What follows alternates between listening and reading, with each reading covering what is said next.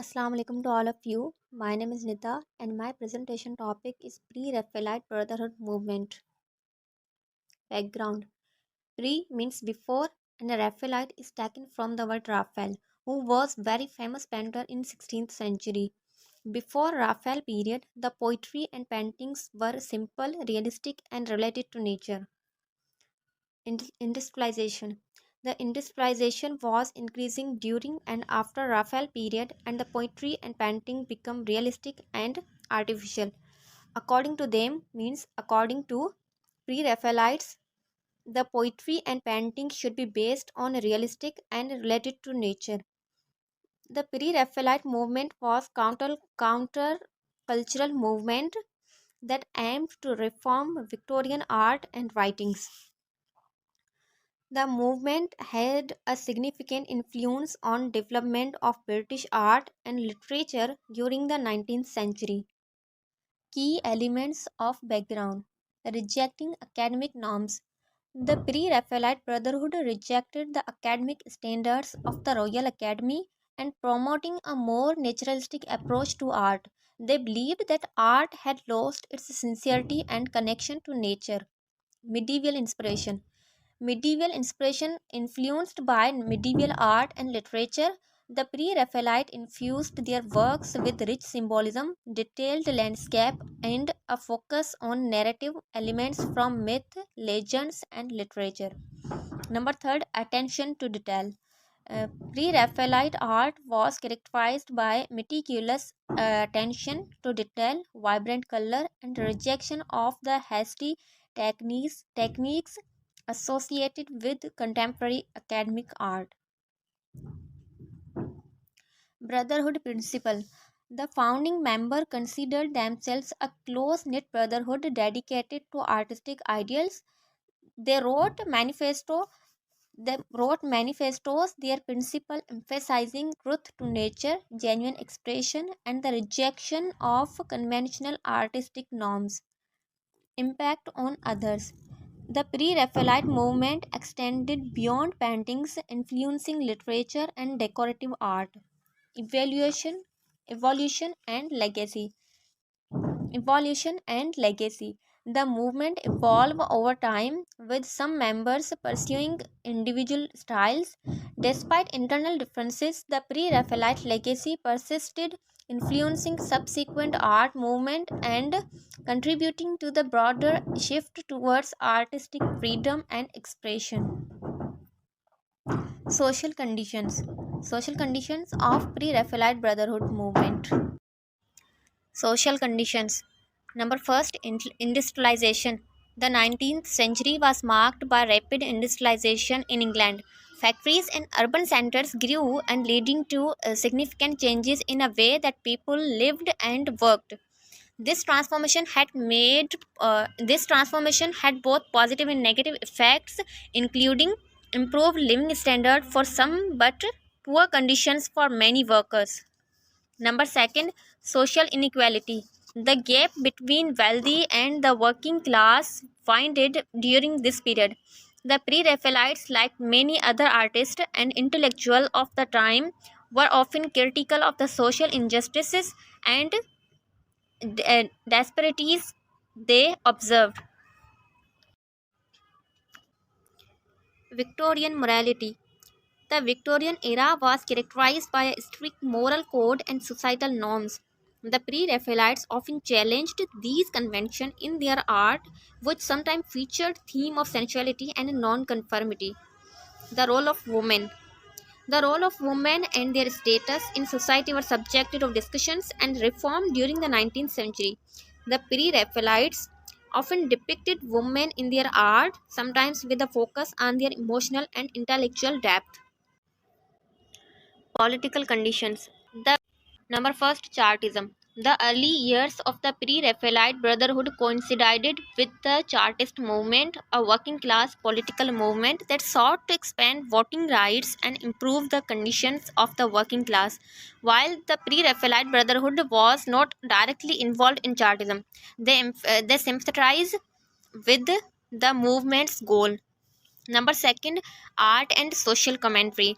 Some Pre-Raphaelites' work contained social and political commentary. For example, Ford Madox Brown's work, which he wrote between 1852 to 1865, that depict the effect of industrialization and social inequalities, and also highlighting the plight of the laborers and their families. Number third, the Pre-Raphaelites' rebellion.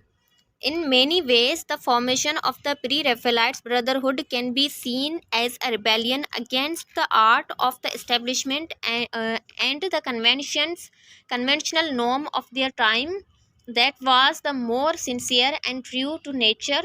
They sought to create art in a contrast to what they saw it is a superficiality of the contemporary academic art. Number third, the Pre-Raphaelite rebellion. In many ways, the formation of the Pre-Raphaelite Brotherhood can be seen as a rebellion against the art establishment and the conventional norm of their time that was more sincere and true to nature. They sought to create art in contrast to what they saw as a superficiality of the contemporary academic art. Literary figures. There are four literary figures that can be discussed in pre-Raphaelite Brotherhood movement. Number one, Dante Gabriel Rossetti. Number two, Christina Rossetti. Third one, William Morris, and number fourth, Algernon Charles Swinburne. Dante Gabriel Rossetti. Rossetti was the chief force behind the Pre-Raphaelite movement. He was the son of Gabriel Rossetti. He studied drawing, and as a young man, he became one of the most enthusiastic members of the Pre-Raphaelite Brotherhood movement. His drawings were severely criticized, and no one eye with the eye could doubt the magnificence of his color. His poetry, Rossetti openly followed the profession of poetry, painting, and for the most part as a recreative rather than principal study. Poetry. Rossetti's poetry is divided into two groups. Number one, personal poem, and number two, impersonal poem. Number first, personal poem. In the House of Life sonnet, Dante at Verona, the Extreme Secret, and many shorter lyrics, and the personal note of love or grief, of memory and hope is wholly dominated. Number second, impersonal poem. In the second group, in the great romantic ballad in Rosemary, the King's Tragedy, in the Bride's Player, and the Sister Helen, the imagination takes a higher and larger range. Here, art becomes impersonal in this sense that only the thought of the self is merged. Is in the full of. Number second is Christina Rossetti. Christina Rossetti was born on December 5, 1830 in London, England, into the artistic and intellectual family. Christina Rossetti was educated at home and where she developed a deep love for literature, especially poetry. She was well versed in language including Italian, which she learned from her father.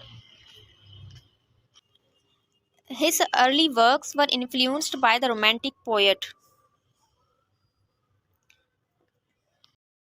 Her first collection was Goblin Market and Other Poems that was published in 1861. That followed it with other volume, The Prince's Progress in 18, which he wrote in 1866. Her poem explored the theme of love, faith, death, and natural world. Christina Rossetti was devoted Anglican and her faith played a significant role in her works. Many of her poems reflect her spiritual belief and struggle. Christina Rossetti has close personal and artistic connection with her brother Dante Gabriel Rossetti as well as other members of the Pre-Raphaelite circle including William Holman Hunt and John Ruskin. Christina Rossetti was not formal member of the Pre-Raphaelite Brotherhood movement, but her influence and association and her own creative work had a profound impact on the movement's development and shared the theme of art and literature during the Victorian era. Number third, William Morris. Number third, William Morris. William Morris was multi-talented artist. and his contribution to the Pre-Raphaelite movement encompasses various fields. He was designer, poet, writer, and textile artist. His first volume of poem was The Defense of Guinevere and other poems that he wrote in 1858, that which gives the expression to his enthusiasm for the Middle Ages.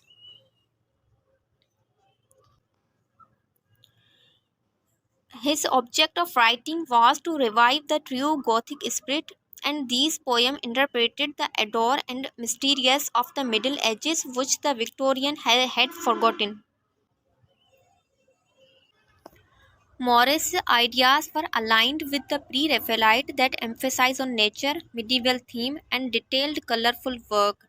For the 9 years after the defense of Guinevere, Morris did not write anything, and as a Rossetti under whose influence he had come and wanted him to be a painter.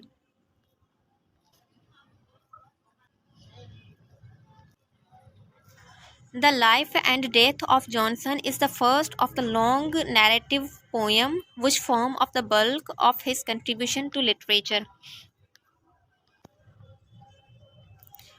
In it, in this series, he follows the Chaucer whom he knew and loved the best.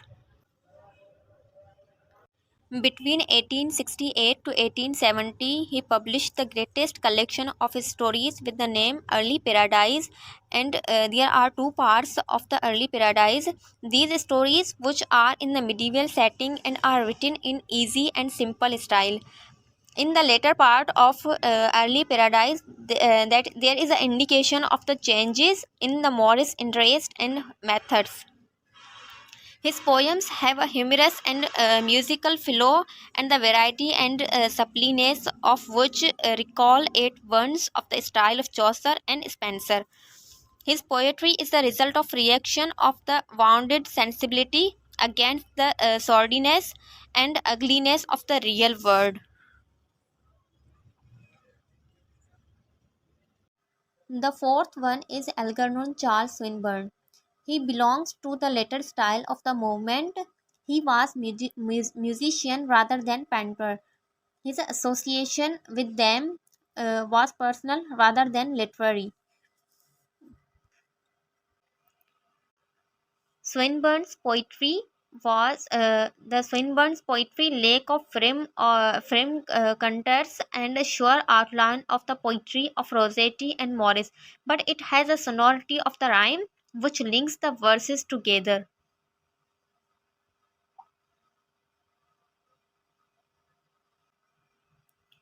He was inspired by the French Romantics, Victor Hugo and Baudelaire. When once asked at the Oxford gathering which English poet had the best era, he answered Shakespeare.